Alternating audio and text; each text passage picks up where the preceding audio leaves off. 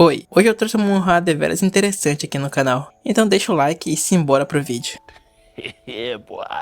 A história começa com o nosso protagonista comprando uma latinha de cerveja. A atendente fala que aquilo possui álcool e que menores de idade não podem comprar. Ele fala que não é possível que ele pareça um menor de idade. Então a atendente pede logo a identidade dele. Ele, já cansado da situação, decide pegar logo a identidade. Mas quando ele vai pegar, ele tinha esquecido a identidade lá no trabalho dele. Ele fala que tem 27 anos e trabalha em uma empresa corporativa. E até mostra o crachá da empresa, mas ela não quer nem saber, mano. Ela quer chamar logo a polícia. Depois disso, nós vemos o nosso protagonista frustrado, por não poder nem comprar uma latinha sem a identidade dele. Então nos é mostrado o passado dele, mano. Ele fala que sentia muita vergonha da sua aparência e da sua altura. Eu acho que você gosta de queimar essa sua rosquinha. Isso sempre atrapalhava na vida pessoal dele. E até a garota que ele gostava, mano, abandonou ele. Por ele ser baixinho demais, né, mano? Nunca sobra nada pro Beta. Meu Deus do céu, não sobrou nada. Mas não tem nada! Não sobrou nada para nós. Maluco! Sobrou nada! Brutão! Kitsube pro Beta. Depois que ele chega do trabalho dele, mano, ele vai jogar alguma coisa no PC dele, né, pô? Porque o homem não é de ferro.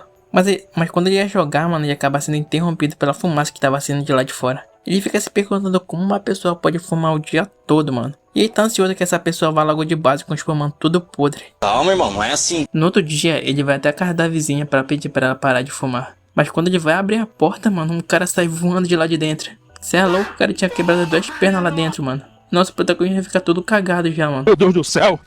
Ele fala que vai voltar em outra hora. Assim na corta, ele já tá na frente do porta de novo. E fala que ele não pode desistir, senão ele pode ser desvivido pela fumaça. Ele até leva um presente pra acalmar a situação, então ele finalmente toca a campainha. Ele fala que só queria conversar um pouco com ela, mas ela simplesmente só pega a carne e entra de volta no apartamento. Depois disso, o Proto fica esperando ela do lado de fora, mas não deu em nada. Desgraça! E vemos que a situação do Proto não tá uma das melhores. Ele fala que não consegue mais viver assim. Ele vai direto à porta do vizinho e diz que vai botar um fim nisso hoje, mano. Então nos é mostrado uma bela moça pagando barras. E o Proto já fica todo nervoso, falando que não tem motivo pra ele ficar tão assustado. Então ela finalmente sai do apartamento e o nosso protagonista tem uma visão muito respeitosa sobre ela.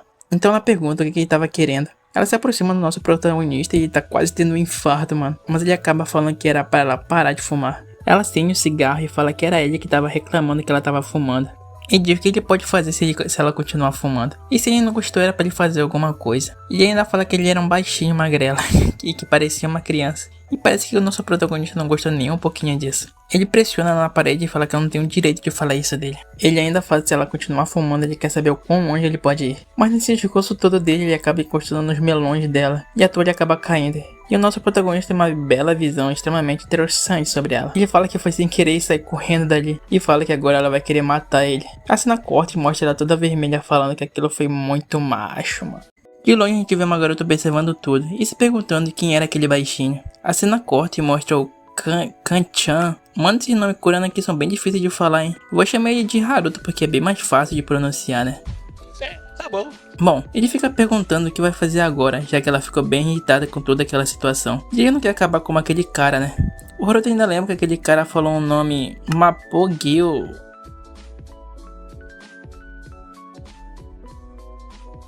Mapo Grizzly. Ah, agora eu entendi!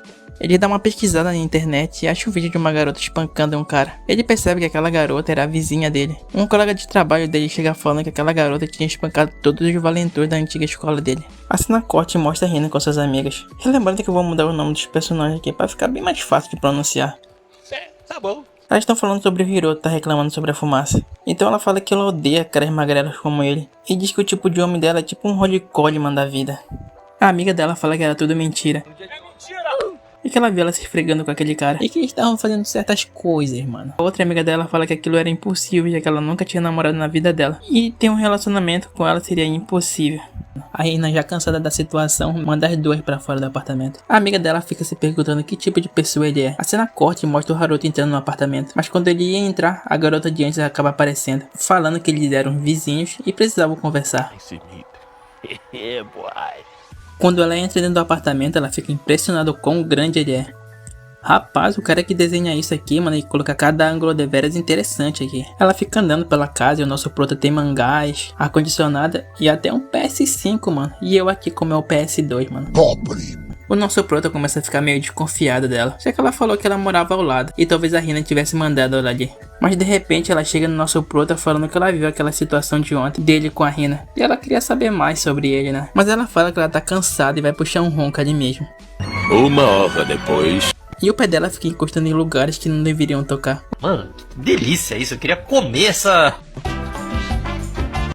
O Haruto desconfortável resolve tirar os pés dali. E ela acaba soltando uma gargalhada, mano. Falando que ela já estava acordada faz tempo. O Haruto fala que se ela fizesse isso na cara de um homem, isso não ia acabar nada bem pra ela. Mas ela fala que ela não costuma fazer isso pra qualquer um. E de repente ela senta no colo do prota, mano. E fala que ela faz o tipo dele, mano. O Haruto fica todo vermelho, falando, calma aí, mano, a gente nem se conhece ainda. Mas no final ela fala que era só brincadeira mesmo. De repente ela escuta um barulho vindo da cozinha. E era amiga da Hina. Ela fala que veio buscar a garota de cabelo rosa. Que eu vou chamar ela de Yumi. A Yumi fala se foi a Hina que mandou vir buscar ela. Ela diz que quando a Hina ficou sabendo que ela tava no apartamento ao lado, ela mandou vir buscar ela. O Haruto fala como que ela conseguiu invadir o apartamento dele e fala que ele pode denunciar ela por invasão de propriedade. Ela pede desculpas falando que só tava querendo buscar a amiga dela mesmo e pede pra ele não denunciar ela. A Yumi fala que ela não é uma pessoa ruim e que era pra ele perdoar ela. Pra melhorar a amizade entre os vizinhos, eles vão fazer certas coisas em grupo, se é que você me entende. Mas pra infelicidade do nosso prota, mano, ela só queria dar uma jogada mesmo no PC dele.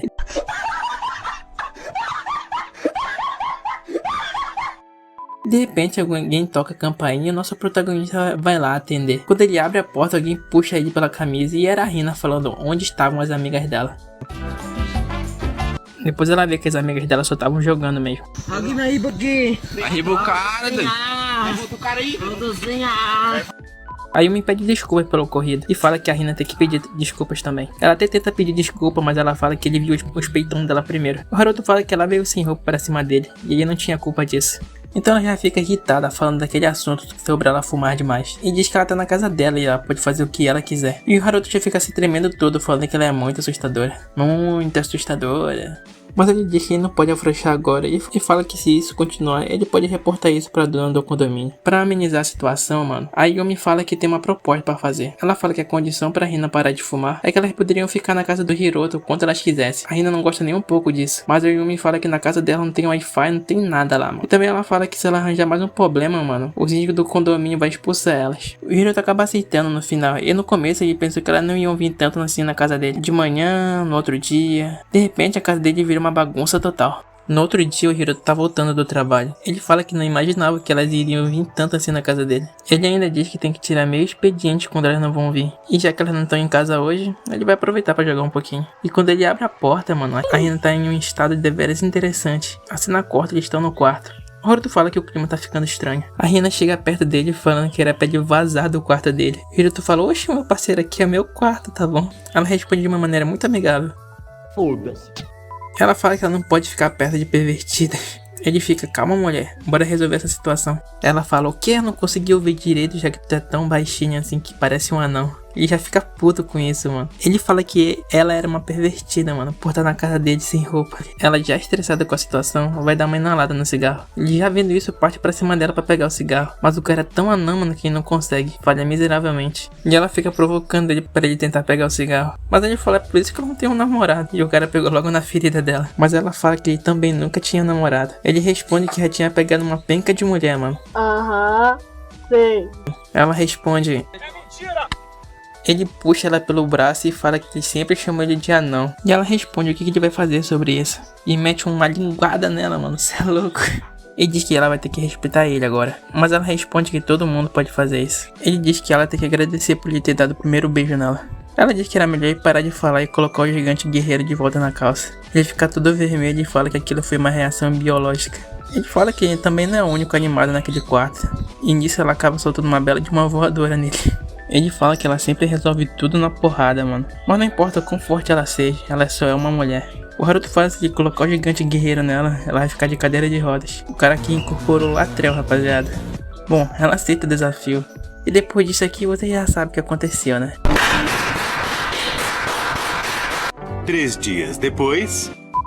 Mano, o que mais achei engraçado aqui foi os comentários, mano. Na moral, olha o Shadow aqui, mano. O Shadow.